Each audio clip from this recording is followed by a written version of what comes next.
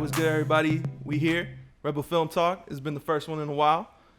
Today we got a special guest, Lil Ominous. You know what it do. So, Lil Ominous, what's good, bro? What it do, man? Nice seeing you, by the way. Yeah, It's let me been a shake while. your hand. I didn't even shake your hand. Yeah, Yo, so what's it called? So where'd you get your name, man? Lil Ominous, bro. Well, like, way back then, like, I was always, like, the darkest one out of all the friends. Like, I would always, like, be into, like, horror movies and, like, anything that was just basically really dark. They'll be, like, they used to be, like, oh, Ominous goes in the back room and he kills babies and shit. Like, that's how dark they thought I was. So How old were you when they thought you killed babies? like, I was, like, 13 or whatever. Yeah. And then, I just, like, learned more about the word. Oh, shit. I got you. I learned more about the word, and then I just, like, I love the meaning of it. So I said I'm a little ominous. Tell you. I got you right here. So wait, what? Oh, okay, the word. I thought for some reason I thought you meant like some biblical thing. Like I heard, Oh, like I no, found no. the word. You know. No. I just learned about the word because, like, Yeah. I actually learned it in class and shit. So I was like, damn. That's a dope ominous. word though. Yeah. Yeah. And how'd you come up with the Lil? You just decided to throw Lil Well, from it? I had the Lil on it because back then it was like, we really were starting that little wave. Mm-hmm. No one really knows that, but we were really kind of starting it because, like, we had a name Lil Pump Jet Ski a long time ago. We had named it Lil Pump Jet Ski. Yeah. So then we were all a group, so I was like, fuck it, I can't just be ominous. Like, let's just put Lil Ominous too on it. That's tight. So when did you start like recording and stuff, like rapping and everything? Officially recording probably when I was like 12. And then just like taking it serious probably when I graduated and shit, and I just kept like learning the process, and then even now I still learn shit, you know, like I try to even learn how to engineer myself, even though I have like my own engineers, but I try to learn it myself and shit. So Which equipment you feel like most comfortable with, like Pro Tools? I like Logic a lot, but I do like Pro Tools a lot too. But Logic? I feel really comfortable with Logic because, like, I could just send my stems to my engineers, like, very simple. I don't need to go to, like, such a complicated extent because I know Pro Tools can get complicated at times. Yeah, what's it called? I mean, Pro Tools is actually pretty easy. At first, I didn't even know how to, like, pull up a wave. Like, how do you record with this thing? Yeah. Once I learned it, I'm like, bro, this shit is, like, mad easy. Yeah. But, yeah, I never got into Logic and stuff. I never understood it either. I was like, how you pull up waves like to record? But like whatever works for you, you know, like whatever like exactly. you feel the most comfortable with. Like I used to record with like what is it called, like a video camera. I was like 13. I was probably around the same age, like back in middle school. And I used to use like my video camera and like I would spit into it and then like sync it up later. Like I would like beatbox like. Oh shit! And you combined it. Yeah. Where did you first find your beats at? Like what website? First, I had a FL Studio. I actually started making beats before I rapped. Oh, tight. In 6th grade, and you had the free trial. Or you had like the producer. I had the free trial, and then as I got older, obviously I fucking got the official shit. But when I was in middle school, I had the free trial and shit, and then people would be like, "How the fuck you make beats? You gotta grab a piano or some shit and do something." But I just already knew because, like, Soulja Boy, he, like, put everyone on to that shit, so. Soulja Boy, tell him, bro. You know, he made Crank That on, like, a demo version? Yeah. Like a free trial joint. Yeah, bro. He used that the hip-hop kit steel drum and shit. Yeah, he didn't even have the stems in order, like, to remix it. Yeah. Like, they had to remake the beat, like, from scratch because dude was, like, he just made it, and you couldn't save the files to go back to it. So that's a come-up, bro. I remember he showed people. He had a video where he pulled out, like, a PC. Was like, yo, I made this on here, you know. Yeah. Like, I made millions of dollars off of like this little PC right here. And you know, like I found out like Fruity Loops, like it was actually created to create like music for pornos and stuff. Oh, for real? In Sweden, some Swedish dude. So he created like this thing just to make like real simple type beats and stuff. Yeah. And then like took off because somebody like pirated it and put it on like Kazaa or like LimeWire or one of them joints, and like so it like took off, and like every rapper like made like all their hits on it. Like the dude that did Uzi, the Push Me to the Edge. Yeah. Like he made it on Fruity Loops. Like every time I watch those videos, like those Genius videos where they break down like how they make it, it's always like on FL. Yeah. So I was like, that's tight. FL's a wave, really. Yeah. So what's it called? So you said you was into like horror movies. Like what was your favorite horror movie like? at the time, you know, or just like even currently? I like The Conjuring a lot. I know some people hate it, but I just like it a lot. That was kind of fire. Cause I remember seeing it when it first came out, not seeing it like when it washed down, but when it first came out, that shit was kind of scary. And then I was always into Insidious a lot too. Yeah. And like Freddy versus Jason, Friday the 13th. The classic ones. Yeah. What's the scariest one you ever seen though? The scariest movie I've ever seen. Damn. The most demonic. I don't even be getting scared like that though. But this a clip right here. This ominous pic right here. I'm gonna go with when I first saw The Conjuring. That just kind of scared me. I was like, "What the fuck?" Like when I saw the bitch on top of the fucking closet thing. Yeah. The wardrobe thing closet, and she was just on top of that shit. I was like, "Oh shit, this shit looks real as fuck." They look like some real hell shit. It wasn't like oversaturated graphics or none of that. You know how sometimes like they ruin it with that. Yeah. Like the first part. Yeah. It was too much CGI, bro. Yeah. It took me out of it. Like the OG It, like with Tim Curry, where he just like a scary pedophile looking dude. Yeah. That creeped me out because I realized when I watched the new one, I was like, what makes it scary is that it's like a pedophile. Like, that's what it is, because he's preys on kids and he's like, come here, Georgie, like, come closer. And I was like, that's what makes him scary, not like all the CGI, like him turning into like different things and stuff. It's like the human aspect of, damn, this dude like a legit predator, like creepy, bro. Did you see the new one, the It 2? Yeah, I actually did see it. I thought that was pretty good, bro. I liked it more than the first one. Yeah. I feel like people judge It because they don't really know he's like an alien and shit. So they're like, what the fuck? He's an alien? Like, yeah. It's funny though, like the new one, because like he's legit like everybody's grown up. They're like in their 30s. Yeah. But they're like, bro, I'm not gonna be scared of a clown, bro. Yeah. But then they're like, yo, I'm legit creeped out by this clown right now. Yeah. They were all like nervous as fuck, throwing up. Yo, I was telling my homie, I'm like, the funniest part about It is the way they destroy him at the end. I don't want to spoil it if anybody ain't seen it. They roast him to death. Gee. They're like, boy, you ain't shit. Yeah, for real. That shit was kind of weird. I ain't gonna lie. I was like, that's you a clown. You a clown. And she just kept getting smaller and smaller. Yeah, they just kept roasting his ass. But yeah, that was dope, man. So what's it called? So also, what I wanted to ask, what were some musicians or artists that you were into at that time? You know, who inspired you to start rapping? Because the only person out of Miami that was rapping at that time was probably like Pitbull and stuff. Yeah, I mean, maybe Ross. You're a little younger. I was into like, since I was young, I was into like 50 Cent, Snoop Dogg, fucking like Eminem. And then as I got older, I would get into, around that time, like I finished up with Snoop Dogg, I was like getting into Mr. 305, which is like, Damn It Man, like all the songs that like people don't really know about Pitbull and shit, you know? Yeah. And I just realized like how good he could spit too, and that shit kind of motivated me too. But like my biggest inspiration is like really Soulja Boy and 50 Cent, like just how they took the game and like how they did it at a young age too. Like I just loved all that shit. And then 50 Cent wasn't scared of nobody. Like that's what I fuck with heavy. It's for sure, bro. He was challenging his peers. Like exactly. He's like, he was beefing with like Fat Joe, Ja Rule. Was he beefing with Nas too? He was beefing with everybody. Yeah, he was basically beefing with everybody. You remember that cover with like 50 Cent and Soulja Boy? Like double XL or something. Yeah. And then like kind of standing together. That was a funny ass cover, bro. Yeah, they had shot like a video around that time. It was called Mean Mug. They have a song together and shit. That video's pretty grimy. Yeah, I don't remember that. Yeah, I gotta check that out. 50 Cent was ill, but then he started like making like candy shop and stuff. Candy shop. Yeah, because he came out like dissing everybody, and then he was just like, "Yo, I'm trying to make some radio hits," you know. He's making some love songs now and shit. Yeah. So, do you still draw inspiration from 50 Cent?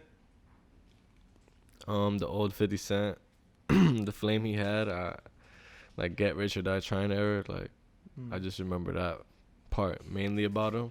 Yeah. So like that drive that he had, like I try to like focus on that drive that he created during that time. Yeah.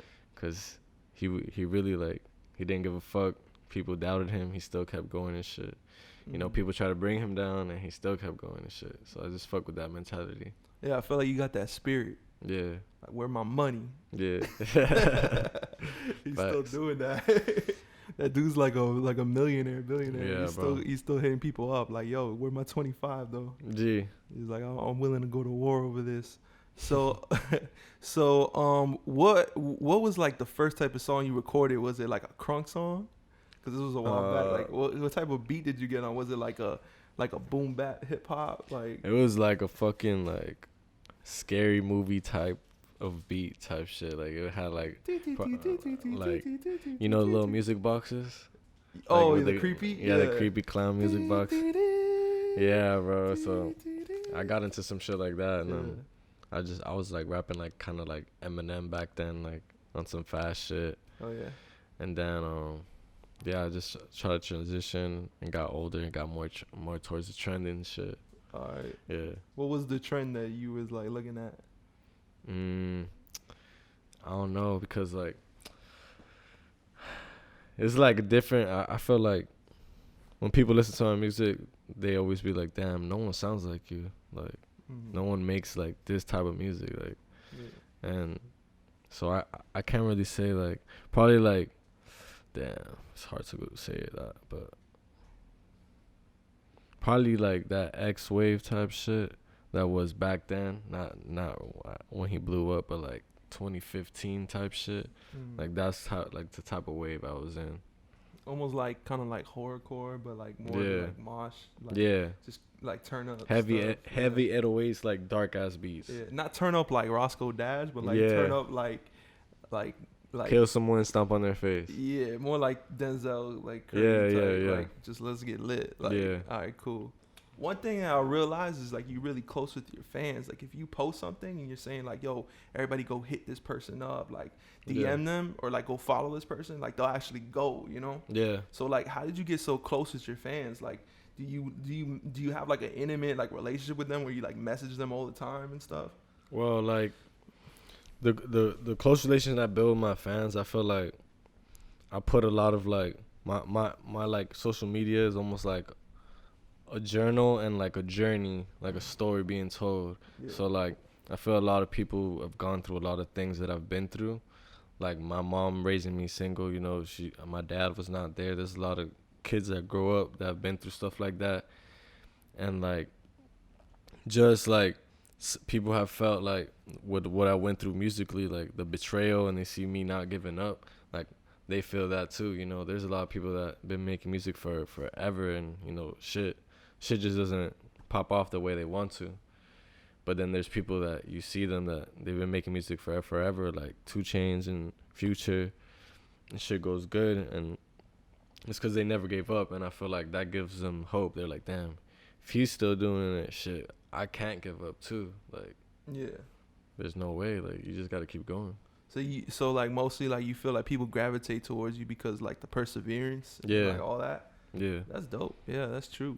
And like, have you like, cause my main like thing about interacting with people sometimes that I don't know is like it's kind of scary because you don't really know who these people are. Yeah. So like, do you ever feel like weird talking to certain people? Or are you mostly open? Like, there's some people that are kind of weird, but then there's other people that, you know, like I'll see them in my DMs and like they desperately need a reply. Like there was this one kid that like he wanted to kill himself and shit. And then I did reply to him and shit, and I told him like he shouldn't have that mentality and shit, and he wants to get out of school too and shit. And I told him like, don't be fooled by all these like shit that be happening in hip hop that you just gotta like leave school and just like give up on life just to make it. Like that's not necessarily true, you know. So when it comes to that, like I do try to like help them out because I know there's people out there that need help, you know. Yeah, that's real dope, bro. Like that's actually something like I admire about like the way you move is that like instead of like I feel like a lot of artists they're sort of like focused on just trying to come up, and it's like it seems like you really want to like have a deep connection with people, whether it's the artists or the fans. Like you're not trying to like lose that just to propel yourself higher. Like you're more like in the play, like I just want to stay consistent and showing, you know, love back to the people that show me love and stuff. So that's dope. And that kind of bring me to another thing. I was wondering like what kind of information would you give to new artists? Like what do you think are the biggest mistakes that people make? when they're trying to come up? The biggest mistakes they make is they forget that they're artists. So they move like a regular individual. Like they'll probably have pictures with mom, graduation pictures and stuff like that. All that stuff is nice. But at the end of the day, you're building a company. You don't see Chipotle like saying, "Oh, I went out with my aunt the other day." No, they're just straight about Chipotle, straight about their business. So you got to treat the art the same way. Yeah. Because that's what's going to make you money, you selling your art. And what do you think is some of the best things that you see artists do that you're like, damn, like I peeped this guy's doing this? Like you kind of like, because I feel like sometimes you guys can kind of see the new wave based on like certain things that people are doing. So what are the things that are sort of like big signs that you're like, damn, this person's going to be big? The work ethic, the amount of videos someone has done. I think that's very important. Like there's a couple artists out here that they've noticed that that's what you got to do. Mm-hmm. And you can see the results right after. Like the more videos you get, the more content you have for the fans, the more they have to look back to. Yeah, that's actually a good question because like one of the reasons I started this was to sort of give an outlet to different people, especially like music video artists or just independent filmmakers. So it's like I think it's dope, but I feel like the majority of people don't know how important music videos are. So like from your perspective, how important is music videos, and just like the quality of it? Like, does a music video have to be of like a certain tier of quality, like shot with a red or something, or is it just the fact that there's visuals to a song? Like, I say you should shoot 4K and up because the way everyone's moving now, you want to have that crispy quality. You want to separate yourself from everybody else. You don't want to be like shooting iPhone videos and stuff like that because then you're not going to get the editing that you really need towards the video either. Mm-hmm. So you got to have the good editing, good quality, give it like a movie feel for the audience and shit, and it'll be that's what'll be best, and you get a good outturn that way. And what type of videos do you think like mostly like are very effective towards building a fan base? Relatable videos, stuff with storylines. Because it's an art that, every time you do drop a video, you have an opportunity to tell a story at the same time. So I think that's very important for like to have those fans that are gonna keep returning to the music. Mm-hmm. And do you think it's more important to like establish yourself with a certain level of quality at first, or just to like start and maybe like show the growth over time? Like, sometimes people start with some pretty poor quality videos. Do you recommend that they maybe take all that off and just start with something that a little better, or I recommend if it's already out, just leave it. But try to move like from there forward like as HD as possible. Like you want to look like as far apart from the normal as you can. Yeah. One thing I see a lot from you is like collaboration. Like you always bring people together. How important do you think collaboration is, and how important do you think like individuality is? Like just not even doing too much collaboration. Like we think on both sides. I think collaborating like two artists that have established their fan bases is something like that's really fun for me. Because I get to, like, mix these two types of artists together. So, like, for example, like, there's not a song out, but there's this artist called Jesus the Honcho. I got him to do a song with Trapstar.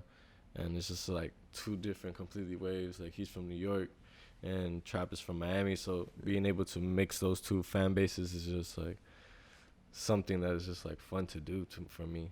You like collaboration? Yeah, I love doing that, like. I think it's fun. Like back then, like I don't know if you heard that meme song called "Fuck Steph Curry." Fuck Steph Curry. Yeah, Lil Boom. Yeah, mm-hmm. But I actually like was able to get that like him and Pump on a Ronnie J beat, but the track was never released. But just doing stuff like that, like that's just dope as fuck to me. Like. And why do you think the track never got released? It never got released because it was kind of like we last minute recorded it type shit. We were like literally like. Ronnie J pulled up and he had like a microphone and he's like, all right, boom, you just gotta hold the microphone. I'm gonna mix it.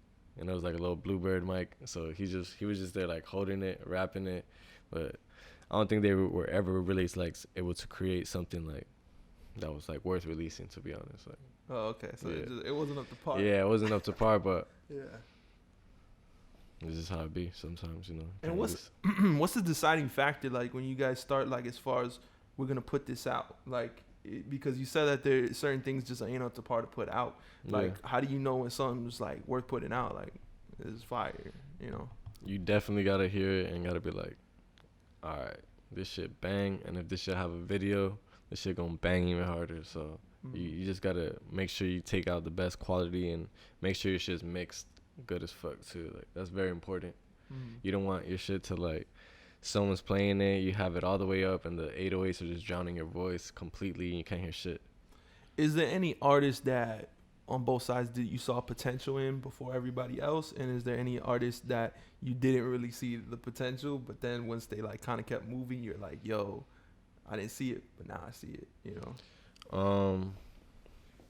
I saw potential in Trap. I saw potential in Ion a lot.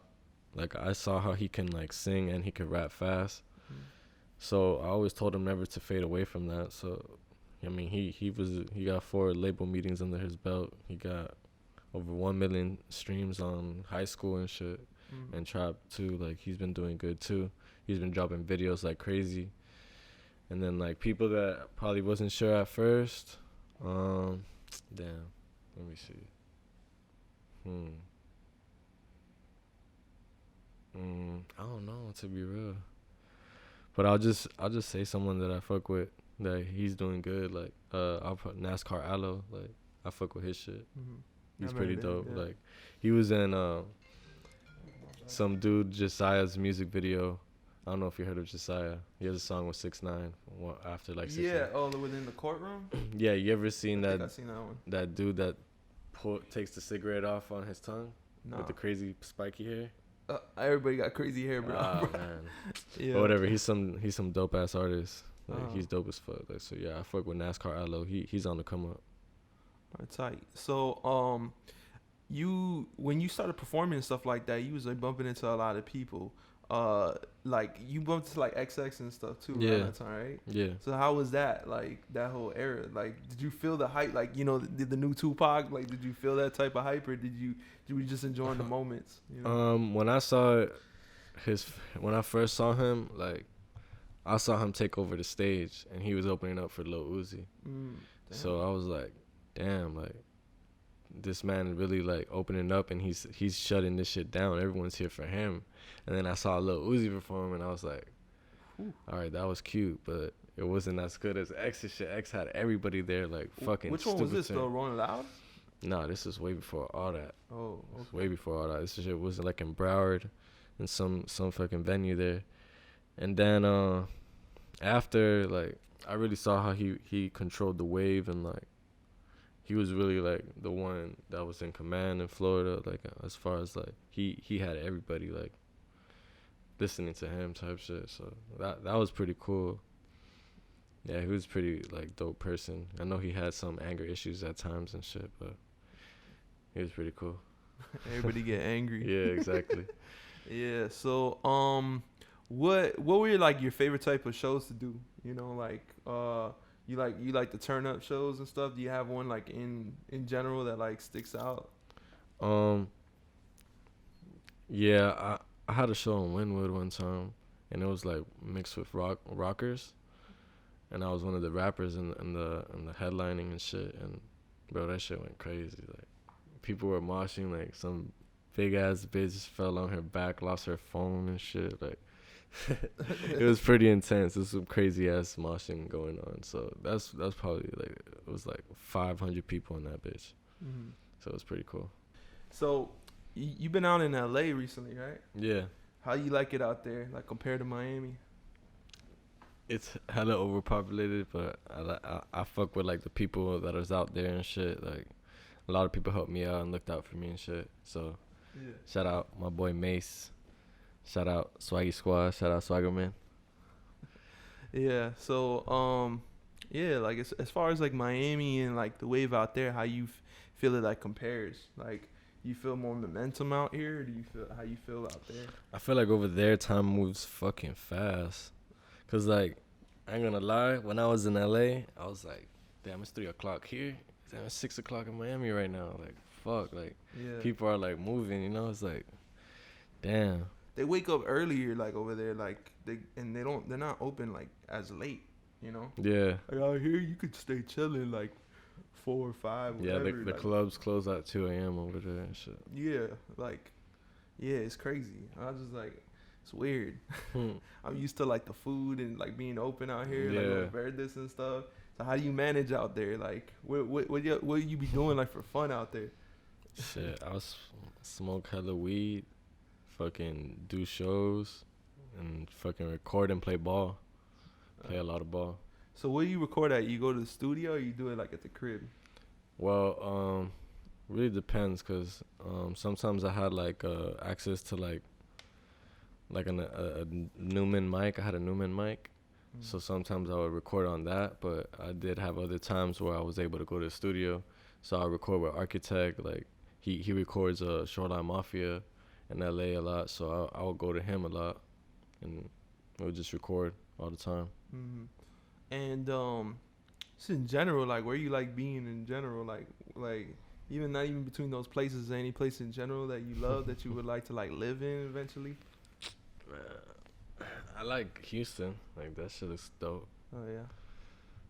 But I don't know. What you like about that place? Houston, yo, it's fucking quiet over there. Yo. Like, oh, you like compared to Miami, I was like, that's it? That's your downtown? Like, I was like, damn, I thought y'all had a bigger downtown than this, but it was like, it was more peaceful, but it's probably crazy shit there too, you know? It's crazy shit everywhere. Tight. So, I don't know. I guess let's talk about Lil Pump then. No, but I don't really got too many questions about that, really. Yeah. I don't know. Like, what do you think was like the major, like, factor to his blow up or like his success and all that? The major factor to his success was all his funny videos. Okay. And because a lot of things what he would do is he'll do a funny video and then the next day he'll drop a song. So then the fans just kept coming. Was that like intentional? Like, I'm gonna drop this video and then we dropping the song, or he just did funny shit and then he's like, sometimes most of the time it was intentional, and then sometimes it was just fucking around, just chilling, you know. Mm-hmm. Yeah, and what, like, for the videos and stuff like that, I think one of the first videos like he did where he was in with Perp and all that, like, was like the one where he had the gun in his mouth. Like, yeah, I know you were in that one. That was with Cole Bennett, right? Yeah. Like, how did they link up with Cole Bennett? Like, and did you see something in Cole Bennett? I'm not sure if he was popping at that time. Yeah, that time, like, he just shot for like a lot of like underground artists like Warhols, and like probably, I don't even think he shot for Ski yet at the time, but yeah, he was actually dope. I actually remember that day, Perp was like, Cole Bennett's going back to Chicago. Come on, bro. I need some guns. I have no guns for this video, and Cole Bennett's about to pull up. Please call somebody. So then I called my boy up, and he came through. He brought the AR-15 with the 100-round drum. He brought the fucking Smith & Wesson and the mask and the vest and shit. We just fucking were able to just shoot the whole shit in the crib, and they just had a green screen blanket and just really all the shit was shot in the crib. Oh, tight.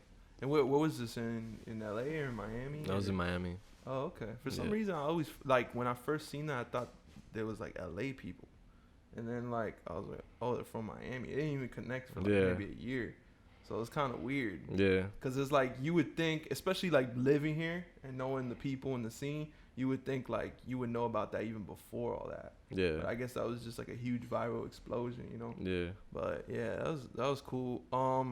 Let me see. So like as far as like working with like Cole Bennett and like Real Guns and stuff, do you think he was scared or you think he was cool about it? Cause like music video directors, man, they be getting scared, man.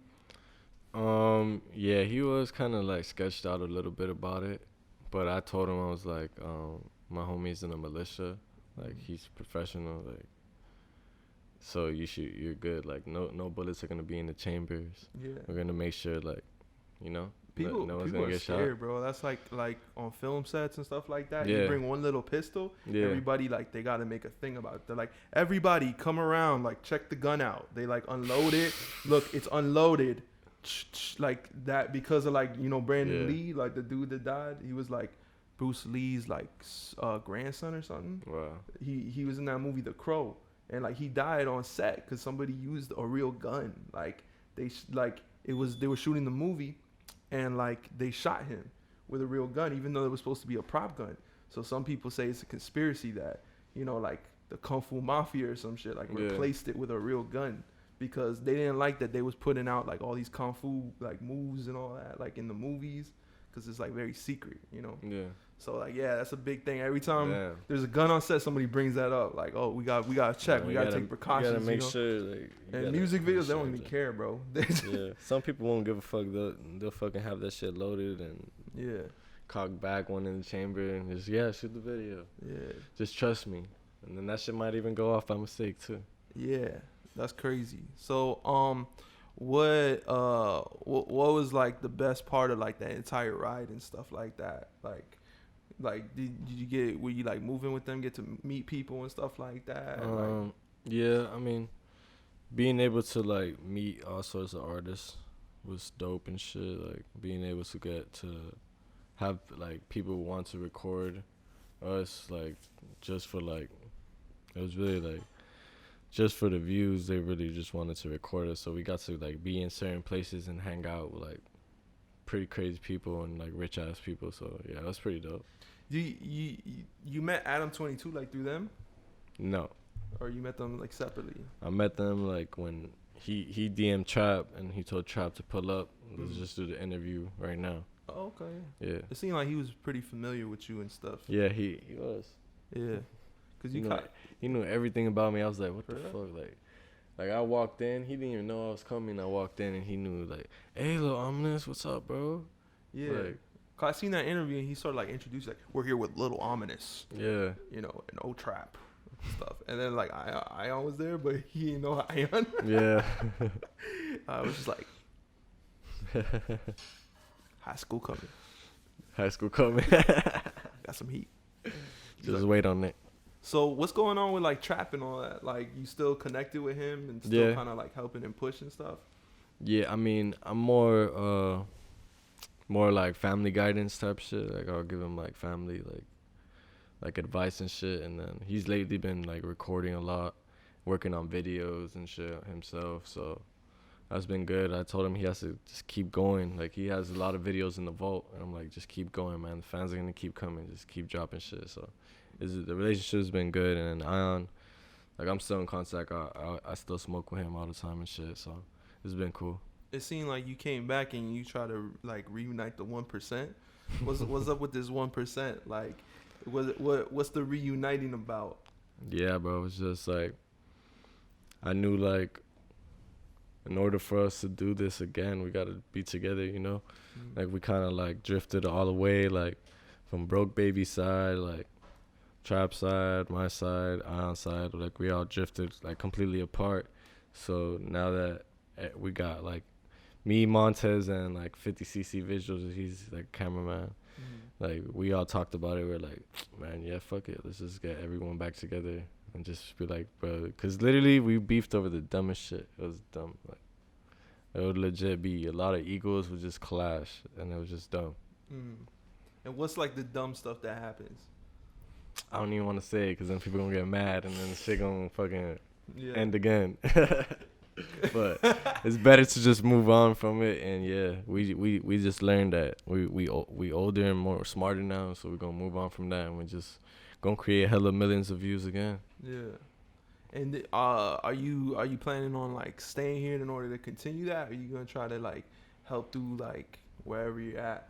I'm gonna be in and out, but yeah, I feel it's like still gonna move. I feel like you the glue because you kind of the OG to them, like sort of like keeping them on the right path, you know.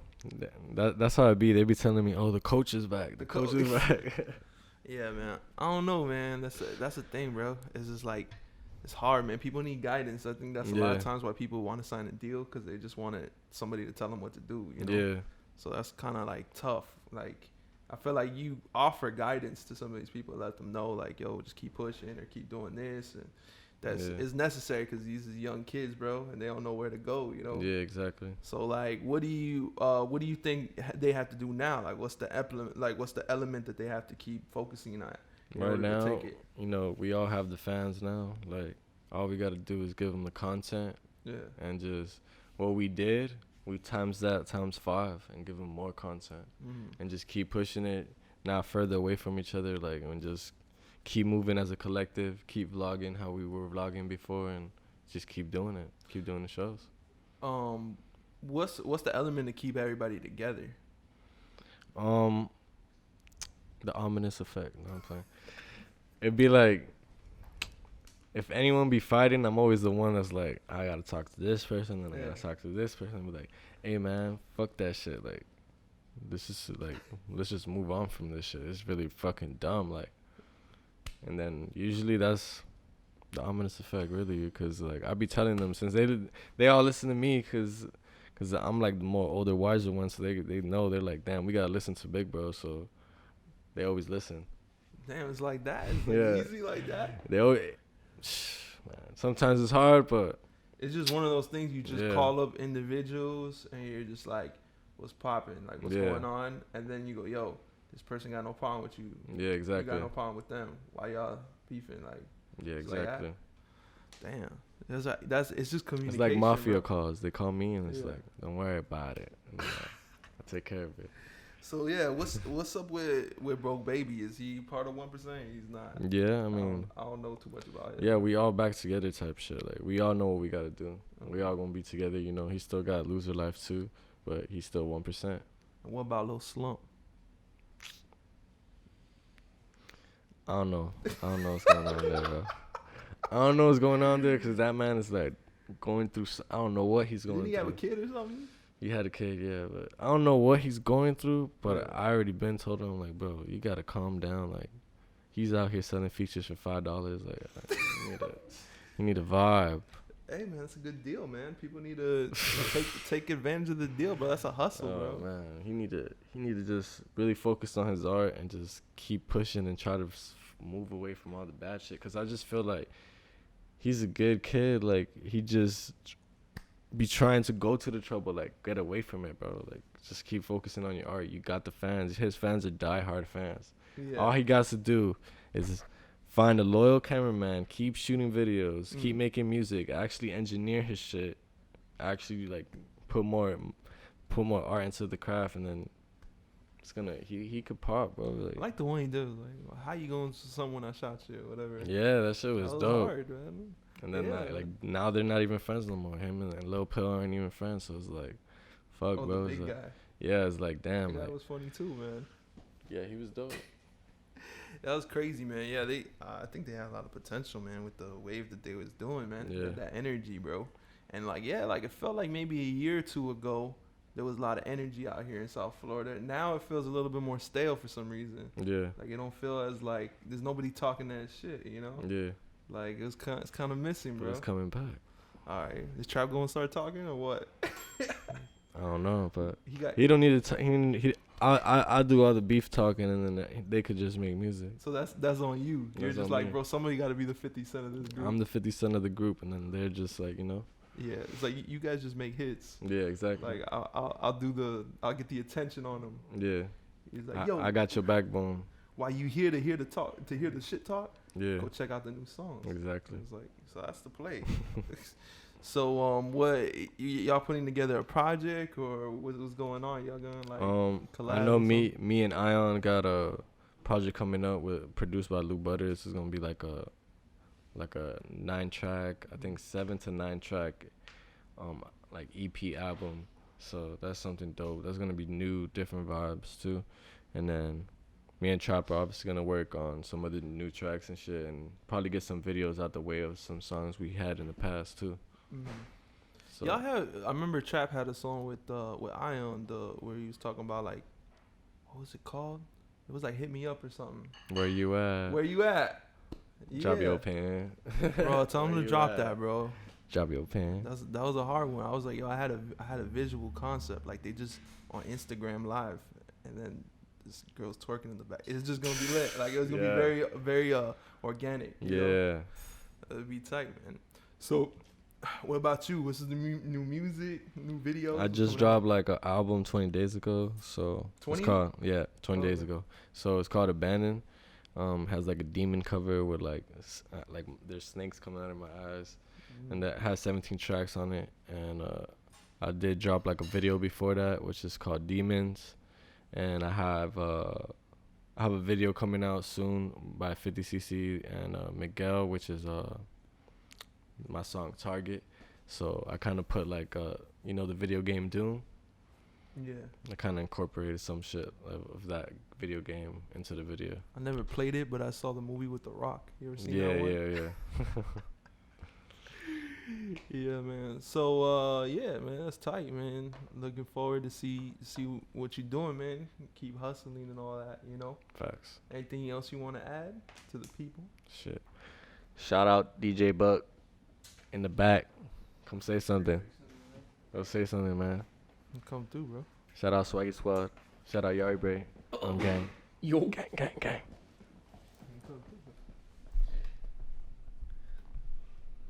Tell him some Cuban shit.